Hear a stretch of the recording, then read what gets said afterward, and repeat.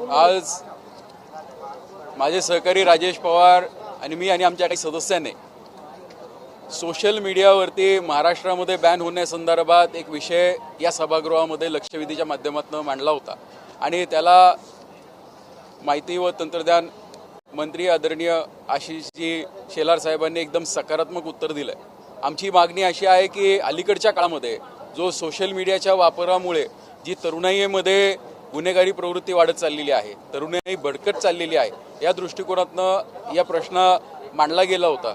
याची सुरुवात राजेशजी पवार यांनी केली होती आणि त्या लक्षवेधीमध्ये एक सकारात्मक मुद्दे जे समोर आले त्यास मंत्री महोदयांनी हे सांगितलं की महाराष्ट्र हे राज्य देशातलं पहिलं राज्य असं आहे की ज्या ठिकाणी टास्क फोर्सची स्थापना झालेली आहे आणि लवकरच टास्क फोर्सचा रिपोर्ट आल्यानंतर 3 महिन्याचा कालावधी दिला गेलेला आहे। 2 फेब्रुवारीला टास्क फोर्सची स्थापना झालेली आहे, त्यामुळे 2 मे पर्यंत या टास्क फोर्सचा अहवाल येईल आणि हा अहवाल आल्यानंतर लवकरच त्याचं कायद्यामध्ये रूपांतर केलं जाणार आहे।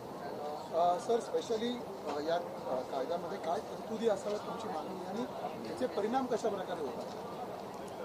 खरं तर हा प्रश्न फक्त राज्यापुरता मर्यादित नाही तर जागतिक स्तरावर अनेक देश या गंभीर प्रश्नावर अनेक विचारमंथन करत आहेत, काही कायदे पारित करण्याच्या तयारीमध्ये आहेत। जगभरामध्ये आपण जर बघितलात कृत्रिम बुद्धिमत्ता किंवा AI आपण ज्याला म्हणतो या डिजिटल एजमध्ये सुद्धा एक जो सगळ्यात मोठा गैरप्रकार तो होतोय म्हणजे किशोरवयीन मुलं आणि मुलींमध्ये 13 ते 16 वर्ष वयोगटातील मुली आणि मुलांमध्ये सोशल मीडियाच्या वापरामुळे फार मोठ्या प्रमाणामध्ये दुष्परिणाम होत आहेत, ज्यामध्ये की मारामारीला प्रोत्साहन असेल, ब्लॅकमेलिंग असेल, सायबर गुन्हे वाढत आहेत, सायबर बुलिंग वाढत आहेत आणि या सोशल मीडियाच्या वापरामुळे एकमेकांचे नातेसुद्धा खराब होण्यापर्यंत गोष्ट पोहोचलेली आहे। आणि म्हणून या ठिकाणी युरोपियन युनियननी सुद्धा अनेक कायदे केलेले आहेत, अमेरिकेतील काही राज्यांनी केलेले आहेत। न्यूयॉर्कमध्ये सेफ किड्स ॲक्ट नावाचा एक ॲक्ट या ठिकाणी पारित झालेला आहे। तर आमची अशी मागणी आहे की आपल्या महाराष्ट्र राज्यामध्ये सुद्धा 13 ते 16 वर्ष वयोगटातील किशोरवयीन मुलामुलींना सोशल मीडिया वापरण्यास बंदी घालावी आणि त्याचप्रमाणे कायदा पारित होईपर्यंत सद्यस्थितीमध्ये शाळेमध्ये मोबाईल फोन्सवर बंदी आणली पाहिजे। त्याचप्रमाणे सोशल मीडिया अकाउंट्सला जेव्हा सबस्क्राईब करतात मुलं मुली तर त्याचं एज व्हेरिफिकेशन सुद्धा स्ट्रिक्टली झालं पाहिजे। अशा विविध मागण्या आम्ही आज केलेल्या आहेत। त्याचबरोबर स्क्रीन टाइम संदर्भात सुद्धा तुम्ही तुमचं म्हणणं मांडलं? हो, आम्ही सांगितलं की आताचा ॲव्हरेज तुम्ही बघितलात तर 3 तासापेक्षा जास्तीचा स्क्रीन टाईम आहे, स्क्रीन टाईम सुद्धा रेस्ट्रिक्ट केला पाहिजे अशी मागणी आम्ही केली। त्याचबरोबर एक पॅरेंटल कंट्रोल सुद्धा असणं गरजेचं आहे। आपण पाहतो जगामध्ये अनेक देशांमध्ये एक पॅरेंटल कंट्रोल सिस्टम आलेली आहे, ज्याच्यामध्ये अल्पवयीन मुलांना, मग मुलगा असू द्या मुलगी असू द्या, यांना जर मोबाईल वापरायचा असेल, मोबाईलवरती कोणते ॲप्स वापरायचे असतील तर त्यांना त्यांच्या पालकांची परवानगी लागते, परवानगी घ्यावी लागते। तर तशी सुद्धा सुधारणा आपल्या राज्यामध्ये झाली पाहिजे, ही सुद्धा एक प्रमुख मागणी आहे आणि या सर्व मागण्यांचा विचार केला जाईल अशी ग्वाही सुद्धा मंत्री महोदयांनी दिलेली आहे। ते होणं अपेक्षित आहे। जर 2 मे पर्यंत अहवाल झाला तर जून जुलै महिन्याचं जे अधिवेशन आहे याच्यामध्ये कायदा पारित करायला काही अडचण राहणार नाही, कारण आम्ही पाहतो राज्याबरोबर आमच्या महाराष्ट्राबरोबर देशात आणखी 2 राज्यांनी या कायद्याची घोषणा केली, पण दुर्दैव असं आहे की त्याला अजून त्यांनी बेसिक जे फील्डवर्क व्हायला पाहिजे तर ते झालं नव्हतं। त्यामुळे महाराष्ट्रामध्ये कायदा येत असताना हा सर्व कायद्याची अभ्यास करून या कायदा आणला जाईल। त्यामुळे उद्या जरी कोणी कोर्टात गेलं तरी सुद्धा हा कायद्याला स्थगिती येणार नाही आणि हा खरा ठरेल अशी आमची अपेक्षा आहे। केवळ राज्य हा कायदा तयार करू शकतो का आणि केंद्राचं त्याच्यावरती कसं नियंत्रण आहे? नाही, राज्य हा 100% कायदा तयार करू शकत नाही, पण काही अंकुश राज्य आणू शकतो।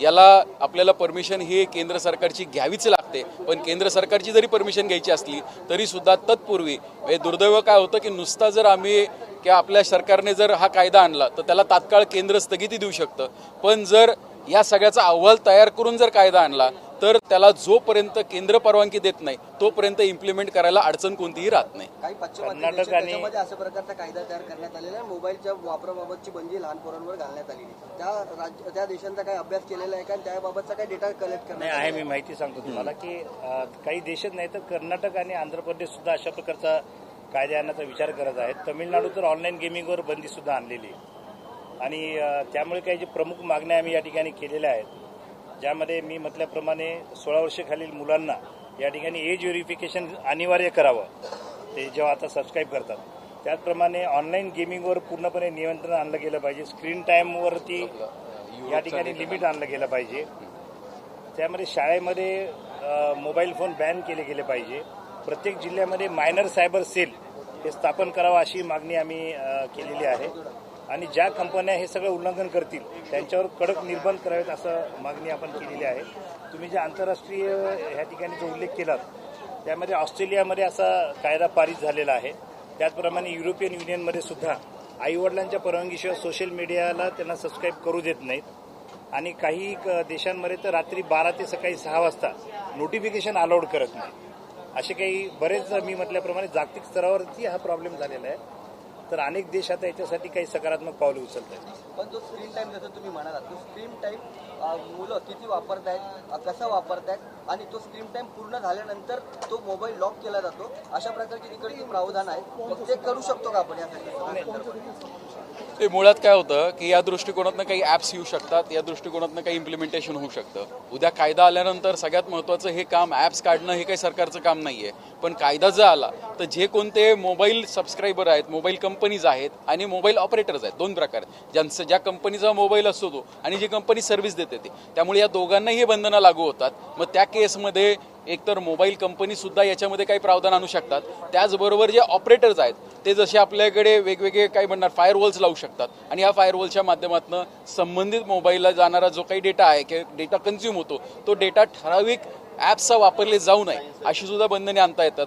त्यात जर आपण पाहिलं तर या देशामध्ये टिकटॉकसारखा ॲप हे बॅन आहे. तर अशा पद्धतीने वेगवेगळ्या ॲप्सला आम्ही बॅन नाही करू नका म्हणत आहे. आम्ही ह्या बॅन्सला कुठेतरी एज लिमिट लावा म्हणजे ठराविक वयाच्या लोकांना तो वापरता येणार नाही. तुम्ही पाहिलं असेल तर आज सुद्धा सहजपणे आपण स्वाईप करत असेल तर मध्ये एखादी जाहिरात येते आणि ती इतकी म्हणजे गलिच्छ जाहिरात असते म्हणजे ती सॉफ्ट पॉर्न सारखी म्हणलं तरी चालेल. त्यामुळे दुर्दैवाने काय होतं की मोबाईल वापरणारा जरी सुद्धा सॉफ्ट पॉर्न बघत नसेल तरी सुद्धा अशा ॲड्स दाखवल्या जातात. त्यामुळे याच्यावर सुद्धा बंधनं येणं अतिशय गरजेचं आहे.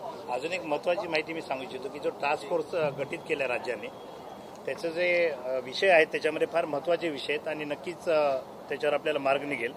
उदाहरणार्थ अल्पवयीन मुलांमधील सामाजिक माध्यम वापराचे स्वरूप व प्रमाण याचा अभ्यास केला जाणार आहे.